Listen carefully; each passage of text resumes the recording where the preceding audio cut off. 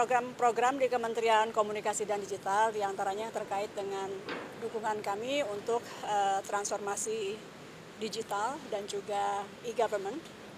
Sebagaimana kita tahu, Presiden sangat concern dengan digitalisasi. Presiden ingin layanan-layanan publik dilakukan secara transparan melalui digitalisasi. Jadi kurang lebih tadi arahan-arahan untuk hal-hal tersebut dan juga program-program lainnya yang ada di Kementerian Komdiki.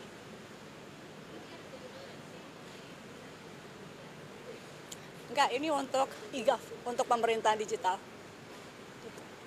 Udah itu aja teman-teman. Kenapa? Dibahas.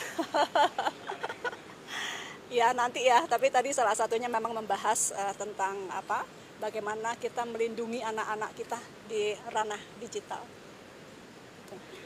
Persisnya nanti kita lihat nanti ya, kita lihat seperti apa nanti. Makasih.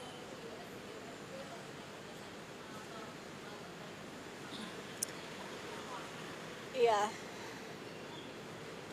Ini jadinya bocoran dulu. Sebetulnya ini masih nanti ya kita inginnya kita pelajari dulu betul-betul, tapi pada prinsipnya gini, sambil menjembatani aturan yang lebih ajak, pemerintah akan mengeluarkan aturan pemerintah terlebih dahulu gitu, sambil kemudian kajian yang terkait dengan perlindungan anak lebih kuatnya lagi yang memang tidak bisa di ranah kementerian karena harus melibatkan DPR, itu juga kita akan siapkan. Jadi sambil menjembatani, sekali lagi kita keluarkan aturannya sambil bicara dengan DPR mengenai apa yang aturan undang-undang seperti apa yang kita bisa keluarkan untuk melindungi anak-anak kita.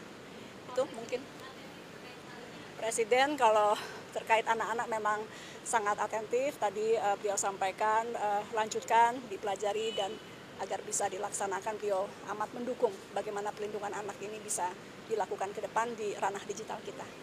Makasih banyak.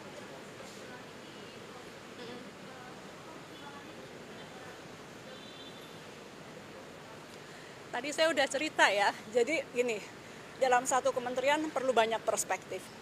Tadi kita lihat ada yang, jadi kita menggunakan mixed method, ada yang sebelumnya sudah di posisi itu kita kuatkan, ada yang sudah di Kemkomdigi tapi kita rotasi, ada yang dari luar, dari swasta, para profesional, kita undang juga untuk masuk, dan juga perlu ada pekerja seni. Jadi Mbak Ralin juga mewakili pekerja seni, Mbak Ralin juga mewakili keterwakilan perempuan, dan Mbak Ralin punya koneksi yang cukup baik dengan komunitas internasional dan juga perhatian cukup luas kepada anak-anak.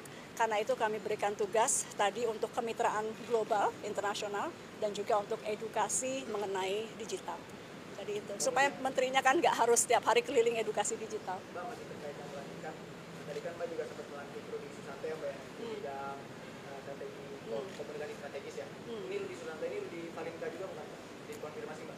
Saya nggak tahu ya, Rudi Sutanto ya yang saya kenal Rudi Sutanto gitu. Jadi saya tidak mau berspekulasi mengenai siapa Rudi Sutanto. Yang CV yang kami terima, beliau memang juga adalah strategi komunikasi dan jadi juga mewarnai di kementerian ini, karena secara kementerian ini kan juga nggak cuma digital tapi juga bidang komunikasi.